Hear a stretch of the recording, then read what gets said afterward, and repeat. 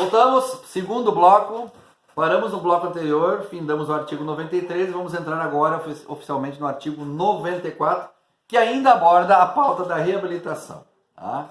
O que o artigo 94 nos traz que tem importância de abordagem e interpretação? Vamos primeiro para a parte sintética do contexto rígido do artigo. Diz o seguinte: a reabilitação poderá ser requerida decorrido 2 anos do dia que for extinta a pena. De qualquer modo, a pena ou terminar a execução. Ou seja, tá? Para resumir, baseado nesse contexto, a reabilitação via de regra poderá ser requerida 24 meses, 2 anos após a pena ter sido extinta. Tá? Esse período é para que se comprove que o cidadão efetivamente não recorreu em delinquir, não recorreu no crime. Tá? Por quê? Ele saiu hoje, tá? E lembrando da pausa que eu falei no vídeo anterior do suricídio, estou falando do cidadão que não tem a suspensão autorizada. Aí ele saiu, ele cumpriu, tá? Amanhã ele delinquiu, então ele foi reabilitado e voltou de novo. Então tem um período para que seja encaminhada essa análise, tá? E seja efetivamente analisada a conduta do cidadão para com o convívio em sociedade. Tá bom? Nesse contexto, nós chamamos de período de prova, que é o período que o cidadão efetivamente terá que provar que ele está apto a conviver em sociedade. Que ele, durante esse período, ele não vai cometer crime novamente. Que durante esse período, ele vai ter uma conduta que se espera de uma boa pessoa, uma pessoa que sabe respeitar os limites da lei. Portanto, esse período de prova vai ser observado para que posteriormente, e só posteriormente, ele possa requerer, mediante o transcorrer dos 24 meses, diga-se dos 2 anos, solicitar a sua reabilitação efetiva para com a justiça e para com a sociedade. Tá? Então, essa é uma observação importante que se faz quando fala-se do artigo 94 da reabilitação. Mas o mesmo artigo traz umas observações importantes em incisos. Tá?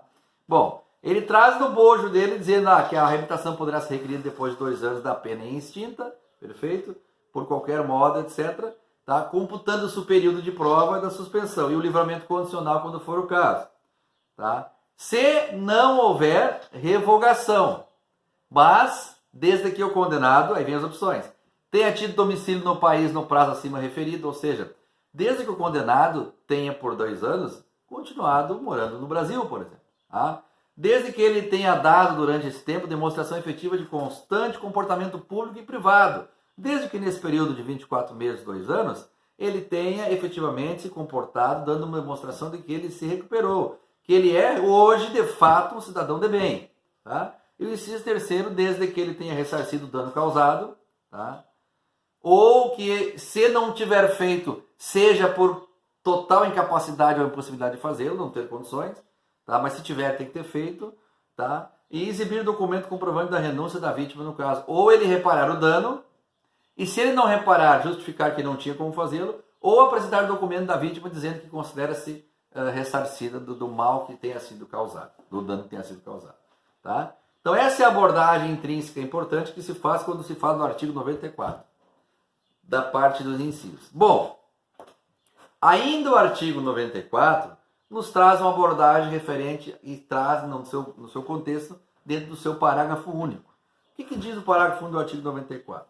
Negada a reabilitação poderá ser requerida a qualquer tempo, ou seja, se a reabilitação em sendo requerida, sendo solicitada, for negada, ela pode ser ainda requerida a qualquer tempo, mas desde que o pedido seja instruído com novos elementos. Ou seja, o cidadão solicitou e não teve o desfecho positivo na solicitação da sua reabilitação, por falta de caracteres positivos. Mas pode solicitar novamente? Pode, desde que exista novos elementos que venham de encontro, que façam contraponto aos elementos que fizeram com que ele não tivesse o primeiro deferimento. Tá? Que podem fazer com que ele, no segundo pedido de deferimento, tenha sucesso, tenha êxito, por apresentar elementos novos que, por uma falha de defesa ou de qualquer situação, não tenha sido apresentada em um primeiro momento. Tá? Então é importante essa observação. Ainda no artigo 94, nós temos que fazer umas observações. Veja que trata-se de artigos que são artigos fáceis de interpretação, mas ao mesmo tempo apresenta alguns pontos obscuros que eu costumo chamar até de pontos cego, porque eles nos permitem interpretações dúbias, ou dúbias interpretações de dois sentidos. Então, falando ainda do artigo 94, quando eu trago a questão do subsídio e do livramento condicional, que estão ligados a essa situação, porque o fato deles não serem concedidos a um determinado cidadão faz com que ele seja considerado cidadão com uma conduta duvidosa ou ruim. Em sendo um cidadão de conduta duvidosa ou ruim, ele já vai ter que cumprir uma parte da pena de maneira diferente e terá que esperar os 2 anos para solicitar a sua reabilitação. Então, é só para a gente lembrar disso. O que nós temos que abordar também sobre essa questão da reabilitação no artigo 94? Caso o sursis ou livramento condicional tiverem prazos maiores de 2 anos, o condenado terá que esperar até o final para requerer. Ou seja, pode haver sursis maior de 2 anos? Pode. Pode haver livramento condicional maior de 2 anos? Pode. Mas em isso acontecendo, o encaminhamento para solicitar a reabilitação terá que esperar até o final da referida pena. Ou seja, só posterior deste cumprimento, seja de 2, de 3, que ele poderá requerer, sim, a sua reabilitação. Tá? Importante essa observação. Então, nós estamos diante de situações diretas que fazem que a gente consiga encaixar a reabilitação em vários cenários.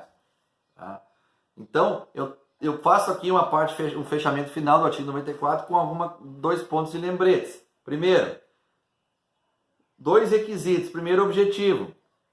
É preciso que, em caso de não haver na concessão de subsídio condicional, se espere 2 anos para efetivar a reabilitação, tá? E a efetiva recuperação do dano, e também que não possa, por exemplo, se afastar do domicílio no período de 2 anos.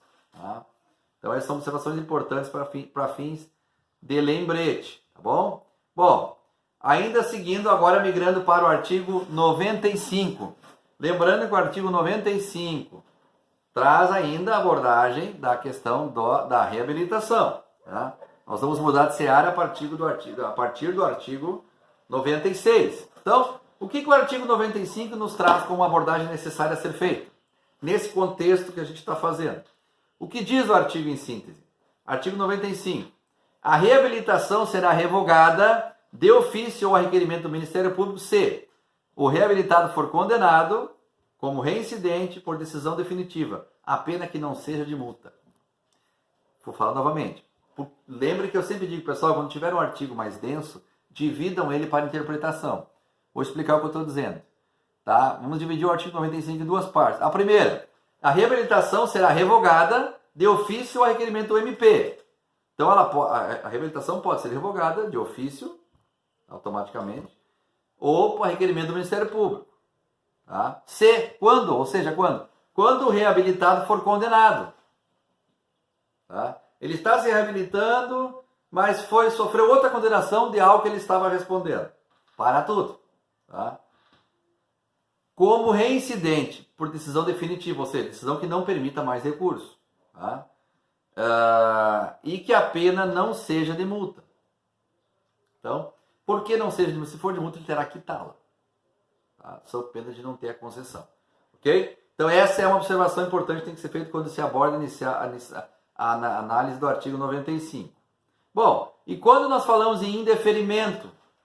Quando a gente traz a abordagem do indeferimento da reabilitação? Tá? É preciso que haja comentários efetivos, porque para que esse indeferimento tenha ocorrendo, ou seja, a negativa ocorreu, esse indeferimento automático vai, por efeito cascata, ser apresentado. Para que haja uma nova propositura em cima disso, como eu disse antes, é preciso que haja claros elementos novos elementos comprobatórios, para que eu, enquanto defensor do meu cliente, possa impetrar pedindo que seja revista aquela decisão. Porque não adianta fazer o copia e cola, mandar o mesmo encaminhamento com as mesmas provas, com os mesmos elementos, que ele vai ser novamente negado. Tá? Sabe? Então é importante ter essa observação. Sempre lembrando que das decisões denegatórias da reabilitação sempre cabe apelação. É óbvio até o item de teto, que é onde não há mais para onde correr. Tá bom? Ainda abordando a questão da reabilitação, para fechar essa abordagem do artigo 95. quando eu trago a questão específica da reincidência. Pô, camarada é reincidente. Em que termos? O que nós temos que entender quando se fala em reincidente? Tá? A reincidência será revogada de ofício ou por requerimento do MP, para começar. Tá? Se o reabilitado for condenado como reincidente por decisão definitiva, a pena não pode ser de multa, como eu disse antes. Mas existe uma observação importante, que é a questão da observação dos elementos em questão. Por quê? Quando eu falo que é necessário que hajam elementos novos, eu não posso apenas apresentar que houve um elemento novo, que foi que ele se apresentou meia hora mais cedo em todos os dias que ele deveria se apresentar em treinamento local, por exemplo. Não é elemento novo. Elemento novo são obscuridades no encaminhamento que foram omitidos ou esquecidos no primeiro encaminhamento, que fez com que o judiciário não tivesse certeza da sua imposição. Então, é esse tipo de elementos que eu estou me referindo, que podem fazer uma reversão de decisão seguinte. Tá? Importante que isso seja observado, tá bom? Bom, eu trago, pessoal, no próximo bloco, 2 questões sobre esse tema, questões concursais sobre o tema efetivo da reabilitação. Tá? E ainda que a gente vai abordar ponto a ponto, item a item, para a gente entender na prática o que nós estamos falando aqui de maneira didática, tá bom? Até o próximo bloco.